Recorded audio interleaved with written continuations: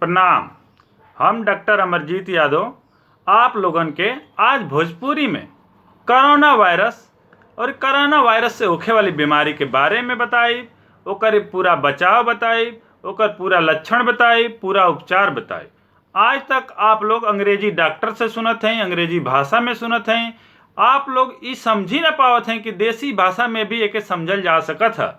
हम देखत हैं कि शहर में सब सोशल डिस्टेंसिंग करत है, घर में रहत है, मास्क लगावत है, लेकिन गांव में अपनी देश के इतना बढ़िया प्रधानमंत्री श्री नरेंद्र मोदी जी के हाथ जोड़ के कहला पर भी जनता समझत ना बा कि वायरस कितना खतरनाक बा, इससे बचाव कितना जरूरी बा। तो हम आप लोगन से निवेदन करत हैं कि हम जवन बात आप लोग के बताई ओके ध्यान से सुनी, गुनी और ऊपर विचार करके एकर ये समस्या का हल भी निकाली। तो सबसे पहले जानी कोरोना वायरस का बा। बहुत छोटा कीटाणु बा, नाक से प्रवेश करत है, गला में इन्फेक्शन करत है, फिर ओकर बाद फेफड़ा के जाम कर देता और इससे पेशेंट का मौत हो जाता। दूसरा बात, एक लक्षण का बा। हर वायरस और ही बा, सर्दी जुकाम वाला भी वायरस बा, वो भी एक वायरस का कैटेगरी बा, लेकिन वो नाक के और गला के इफेक्ट करत है, उस सांस लेवे में दिक्कत ज़्यादा ना करेला और शरीर के जौन लड़े का ताकत बा वो वायरस के धीरे धीरे मार देला, ठीक ना। लेकिन एक लक्षण ही बा कि आपके जब वायरस का इन्फेक्शन हुई तो आपके शरीर में बहुत दर्द के साथ बहुत तेज बुखार आई, सूखल सूखल खांसी हुई, सांस लेवे में बहुत दिक्कत हुई। तो आप समझी कि एगो खतरनाक लक्षण बा और सरकार द्वारा देहल गई हेल्पलाइन पर आप फोन करी, गाड़ी मंगाई और अपन जांच कराई। घबराई ना, ये कोनो बहुत ऐसा नहीं खे, ऐसे आदमी बहुत ठीक होत हूँ। पहला स्टेज में अब सही जानकारी दे दे तो सरकार आपके ठीक कर दे, हमन का बच जाए के, अगल बगल के आपका लोग बच जाए। यहाँ तो ये बात बहुत जरूरी बा कि आपके लक्षण दिखे तो फोन करी। जबरदस्ती के गांव का फोन करके गाड़ी बुलावे, ये ठीक ना बा। हमन का अपन बेइज्जती ना करावे के। इतना देश बा केरल में इतना फैलल, वहाँ का 100% साक्षरता वाला आदमी बहुत जल्दी कंट्रोल कर लेना, बड़ा उन्हन के इज्जत भइल। अरे हमन को उत्तर प्रदेश का आदमी, बिहार का आदमी पूरा देश में छौले बाणी जा। अगर हमान का समझदारी ना दिखावे के तो कैसे देश चली। आप पहले ही जाने कि कोरोना वायरस का बा, एक लक्षण का बा, अब बचाव का बा। हमन का देश का प्रधानमंत्री सबके ही बात समझावत बाना कि देखी आप लोग घर में रहें, घर से बाहर बहुत जरूरी होके तबे जाएं, आप लोग मुंह में गमछा लगाएं, मास्क लगाएं, एक दूसरा से दूर रहें। औरी तौरी उ जौन अंग्रेजन का मिले का तरीका बा चुम्मा चाटी वाला, उ आप लोग प्रयोग ना करें। अपनी देश में जौन हाथ जोड़े का व्यवस्था बा, सलाम प्रणाम कैला का व्यवस्था बा, ओकर प्रयोग करें आप लोग। और उत्तर भारत का नाम रोशन करें। पूरा देश हमन का आज गुण गावता कि देखिए हाथ जोड़ला में कितना कला बा। आज से 6000 साल पहले ये सब जाने कि चुम्मा चाटी कैला से मुंह के इन्फेक्शन होला, आदमी बीमार पड़ सकत है, ऐसे हाथ जोड़े सिखावल गई, अपने से बढ़ कर पैर छुए सिखावल गई। सबके एक ही भाषा ना सिखावल गई कि बचो बा तो किस करा, मैयो बा तो किस करे, दूसरों को मेहरारू बा तो के किस करा। ये अंग्रेजी का सभ्यता बा। ए पर हमन का फिदा बाणी जा। कौनो बात हो के अंग्रेजी डॉक्टर, कौनो बात हो के अंग्रेजी इलाज। ऐसा नहीं खे कि देसी इलाज नहीं खे कारीगर, बस 200 साल पुरान अंग्रेजी दवाई बा। इससे पहले सब देसी दवाई खाए, सब फिट रहे, 100 साल जिए भैया। अब 65 साल जिया था, खूब रुपया कमा था, खूब जांगर बनावा था, खूब हॉर्लिक्स पिया था, लेकिन तब वो 100 साल डाकत ना बा। ऐसे निवेदन बा कि आप अपनी देसी बात के समझी, ओके प्रयोग करी।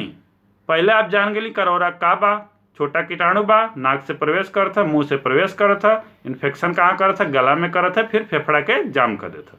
दूसरा, इसे बचाव का एक लक्षण का बा, तेज बुखार बा, शरीर में तपन होखे लगी, दर्द बहुत हुई, कोनो दवाई से आराम ना मिली, गला सूखे लगी, सांस लेवे में दिक्कत होखे लगी। एकर लक्षण बा। बचाव ई बा कि आप एक दूसरा से 3 से 4 फुट की दूरी पर रहें, घर में रहें, मास्क लगाएं, ठीक है। और एकर आप लोग उपचार भी जानें, आयुर्वेद के हिसाब से का उपचार बा। अंग्रेजी में तो कोनो वैक्सीन ना बा, कोनो दवाई ना बा। ऐसे ना बा कि भाई वायरस मरेला ना, उनकी भाषा में, हमान की भाषा में वायरस मरेला भी और दबेला भी। बहुत साधारण ट्रीटमेंट से दबेला, सिर्फ रोग के लड़े का क्षमता बढ़ा दिया जाला। मतलब कौनो चीज के कहल जाला ना कि बल लगैबा तो ओकरी दिशा में विस्थापन भी होई। तो आप अपने शरीर में ऊर्जा पैदा करबा तो वो वायरस में विस्थापन हुई, वो आपसे दूरी भागी, आपका टक्कर ना दे पाई। तो इसे जानी पहले हमार देसी इलाज का बा। सबसे पहले ही बतावल जाता है कि सवेरे उठ के 2-3 चम्मच च्यवनप्राश लो। आपको 2 घंटा ले क्यों न पानी वानी मत पिया। जब ना पानी पियबा फेफड़ा मजबूत होई, सांस लेवे के क्षमता बढ़ी। तो पहला काम 2-3 चम्मच रोज च्यवनप्राश लो। फिर ओकरी बाद गर्म जल का प्रयोग करा। जब आपके तनको दिक्कत होके सर्दी जुकाम का, तब गर्म जल का प्रयोग करें, ठीक है। खाना में हल्दी खाएं, हल्दी का बड़ा गुण है, घाव के भर देले, लड़े का क्षमता बढ़ा देले, कीटाणु के मार देले। तो आप हल्दी का भी भरपूर प्रयोग करें, ठीक बा। ओकरी बाद आप खाना शुद्ध लें। लहसुन बा, लहसुनो बड़ा करेगर बा, हो के तनी भोजन में बढ़ाएं। ऐसे कह के आयुर्वेद में आप ध्यान दें।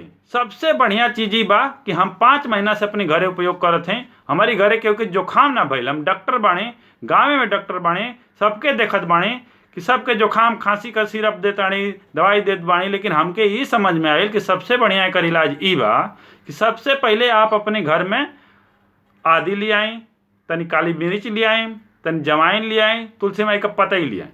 ये तीनों के आदि के ज़्यादा मात्रा में रखें, काली मिर्च ओ से थोड़ा जवाइन रखें, 4-5 पत्ता काली तुलसी माई का पता ही रखें और ओके खूब उबालें। कम से कम 10 से 12 मिनट ओके बॉयल करें।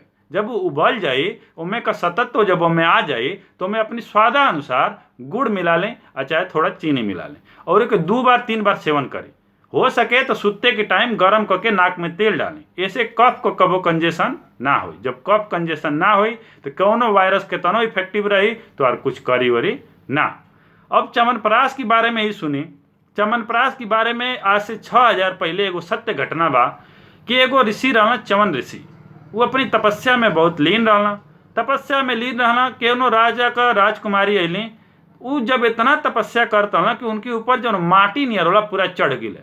देखब कोनो सामान रख दे कोनो ठंडा जगह तो धीरे धीरे पर माटी चढ़ जाए। तो माटी चढ़ गई तो जानला कि कोनो चीज़ का ढूहा बा। वो का कैले कि अपनी अंगुरी से एगो लकड़ी से उनके भर दें, छेदा कर दें। च्यवन ऋषि का तपस्या टूट गई, बड़ा उनके कष्ट भइल, बड़ा दुख मन से कहना कि जब हम तो के शराब देत बानी, जब तोहार बियाह होई तो हमारा से होई। अब रानी के जब राजकुमारी के बात का पता चलल तो उनके बड़ा दुख भइल कि हमारी वजह से महर्षि के बड़ा तकलीफ हो गई।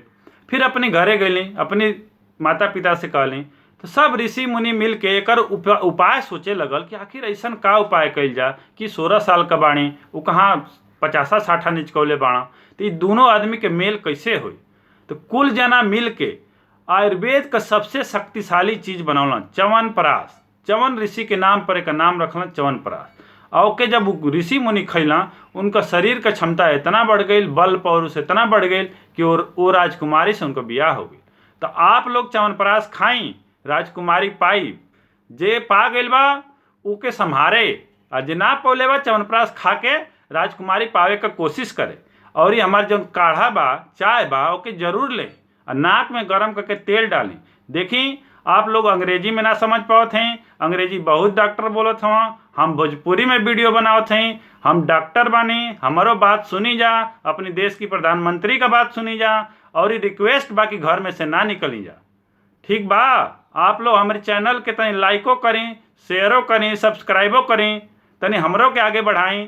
धन्यवाद, थैंक यू।